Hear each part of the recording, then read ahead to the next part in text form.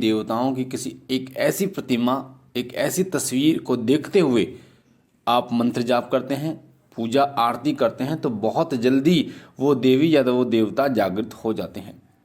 तस्वीर और मूर्ति अगर प्राण प्रतिष्ठित होती है तो उसमें देवीय ऊर्जा का अंश जो है वो विद्यमान हो जाता है। पर जब हम बात करते हैं प्राण प्रतिष्ठित की, तो वो मंदिरों में ही मूर्तियों की प्राण प्रतिष्ठा की जाती है। घर पर आप प्राण प्रतिष्ठा नहीं कर सकते। इसलिए ऐसा क्या करें कि आपके घर पे भी वही शक्ति विद्यमान हो जो शक्ति मंदिरों में विद्यमान होती है। वही कृपा आपको प्राप्त हो जो कृपा मंदिर में पूजा करने से आपको प्राप्त होती है। आप देवी देवताओं की शक्ति को जागृत कर पाएं। तो आज की वीडियो में आपको बताने जा रहा हूं कि देवी देवताओं की शक्ति को जागृत अगर आपको करना है तो आपको किस प्रकार की मूर्ति या किस प्रकार की तस्वीर की उपासना पूजा करनी चाहिए।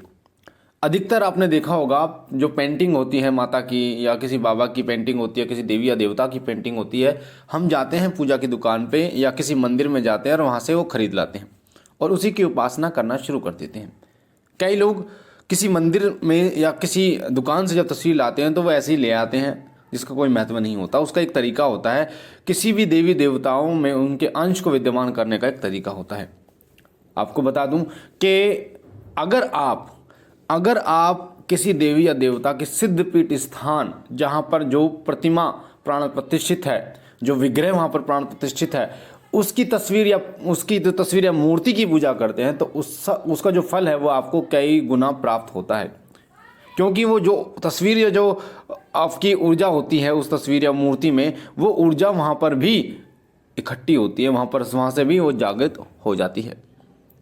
तो उस तस्वीर की उपासना आपको जरूर करनी चाहिए। आपको करना क्या है, सबसे पहले कोई सिद्धपीठ स्थान आपको देखना है। जैसे माता कालका का मंदिर है, कालका जी दिल्ली में माता कालका का मंदिर है। उसी प्रकार से बाबा मोहन राम का मंदिर है राजस्थान भिवाड़ी में।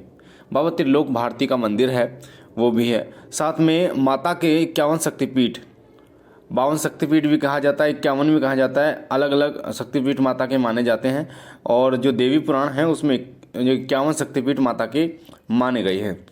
और 51 शक्तिपीठ जहाँ जहाँ गिरे, जहाँ माता सती के जब भगवान श्री विष्णु ने सुदर्शन चक्र से माता के शरीर के जो हिस्से किए थे तो वो अलग अलग जगह पर जहाँ जाकर गिरे और जहाँ जहाँ वो गिरे वहाँ वहाँ माता का स्थान बना हुआ है और वो स्थान पवित्र और सिद्धपीठ कहलाता है। और इन स्थानों को अगर आप भ्रमण करते हैं तो इन स्थानों में असीम ऊर्जा है। माता का जहाँ मुकुट गिरा, सिर के केश गिरे, साथ ही मस्तक जहाँ गिरा, भ्रुकुटियाँ जहाँ गिरी, नेत्र जहाँ गिरे और दायाँ और बायाँ जहाँ कान गिरा, कपाल गिरा, नासिका गिरी, इस प्रकार से जो सिद्धपीठ स्थान है वो जगह जगह पे है। जैसे माता का जो मुकुट है वो विरजा देवी बागोड़ बंगाल जो पहले पाकिस्तान में था वहाँ पे गिरा था।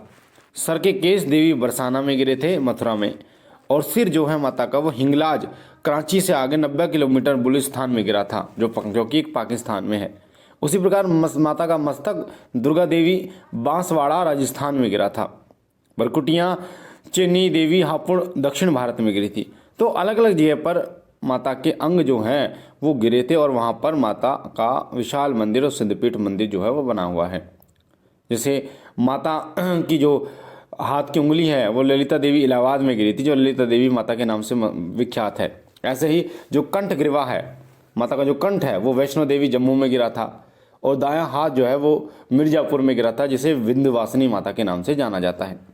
इसी प्रकार से माता का जो अलग अलग जगह पर गिरना माता के अंगों का माता की ऊर्जा का प्रतीक होता है। जरूरी नहीं है कि माता कोई भी देवी देवता हो। जैसे हमारे घर के कुल देवता गोगा जहारवीर हैं तो उनका सिद्धपीठ स्थान जो है वो बागड़ में है राजस्थान में। गुरु गोरखनाथ जी महाराज का जो स्थान है वो भी वहाँ पर मौजूद है बागड़ में, जहाँ गोरख टीले के नाम से जाना जाता है। हालांकि नेपाल में भी गुरु गोरखनाथ जी महाराज के स्थान है। ज्वाला जी में भी माता के जो जीव है वो गिरी हुई थी। तो जो कहने का मतलब क्या है कि जो सिद्धपीठ स्थान है वहाँ पर अलग अलग प्रकार की माता की या अन्य देवताओं की प्रतिमाएं आपको देखने को मिलेंगी और वो प्रतिमाएं अलग अलग हो सकती हैं। जैसे करणी माता है वो प्रतिमा अलग होती है, ऐसे ही माता बगुलामुखी है वो माता की प्रतिमा अलग होती है। ठीक है, और माता कालका, जो कालका जी हैं, आप जाएंगे दिल्ली में तो वहाँ आप देखेंगे कि प्रतिमा अलग है। तो वो जो प्रतिमा होती है जिसकी प्राण प्रतिष्ठा की गई है, उनमें एक अलग ही ऊर्जा होती है।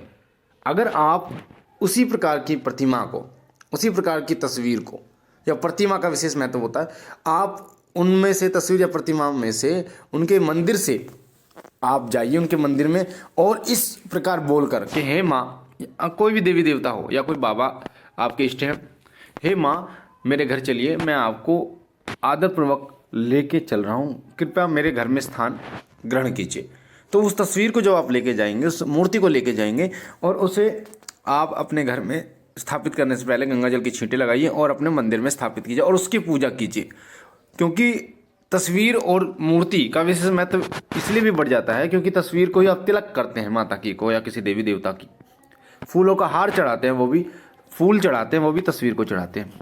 तो जो सिद्धपीठ स्थान की जो तस्वीर या मूर्ति है, उसमें उसकी गरिमा एक अलग ही होती है, उसमें अलग ही ऊर्जा होती है, क्योंकि उसी तस्वीर की, उसी मूर्ति की निरंतर पूजा विधि विधान से होती रहती है। भोग, पूजा, आरती विधि विधान से होती है, तो उसमें से एक अलग ही ऊर्जा निर्मित होती है। और आप ये करके देखिए, मेरा ये स्वयं का अनुभव है कि अगर आप इस प्रकार की प्रतिमा की पूजा करते हैं, इस प्रकार की तस्वीर की पूजा करते हैं, तो बहुत जल्दी आपका ध्यान लगता है, जागृत होते हैं आपके सप्त चक्र, आपकी दिव्य दृष्टि बहुत जल्दी जागृत होती है और आपकी पूजा का फल आपको कई गुना प्राप्त होता है। किसी भी सिद्धपीठ स्थान में चले जाइए जहाँ जो आपके इष्ट हो सकते हैं आपकी इष्ट माता दुर्गा हो सकते हैं आपके इष्ट माता काली हो, या फिर अन्य देवी देवता आपके इष्ट हों, जैसे भैरव बाबा का भी स्थान, माता काल का जो मंदिर है वहाँ पे उसके पास ही है, बैठक भैरव बाबा का मंदिर है, वहाँ से भी बाबा भैरव बाबा की आप तस्वीर लेके आ सकते हैं, मूर्ति लेके आ सकते हैं और इसी प्रकार से बोलकर और उनकी पूजा स्थान शुरू कर सकते हैं। तो आप अभी जो पूजा कर रहे थे, जिस भी विग्रह की पूजा आप कर रहे थे उसमें, और अब आप सिद्धपीठ स्थान से वो विग्रह लेके आइए जो आपके इष्ट हैं, उनकी पूजा पाठ करके, और वो विग्रह इस प्रकार के बोल के लेके आइए कि मैं आपको अपने घर ले जा रहा हूँ, मेरे घर में स्थान ग्रहण कीजिए और उनको अनुग्रहित कीजिए। तो आप देखेंगे कि आपकी अंदर की ऊर्जा बहुत जल्दी जागृत होनी शुरू हो जाए, देवी देवताओं की जो शक्ति है वो आपके उस घर में, उस मंदिर में जो जागृत होनी शुरू हो जाएगी, बहुत जल्दी आपको अनुभव होने शुरू हो जाएंगे। यकीन मानिए, बहुत जल्दी अनुभव आपको शुरू हो जाएंगे। ये किसी ने आपको नहीं बताया होगा, ये स्वयं का अनुभव होता है, ये किसी धर्म पुराणों में नहीं लिखा होता। कुछ चीज़ें ऐसी होती हैं जो गुरु के अनुभव होते हैं, शिष्यों के अनुभव होते हैं, या जो है गुरु भाई उनके अनुभव होते हैं जो आपके साथ हम शेयर करते हैं।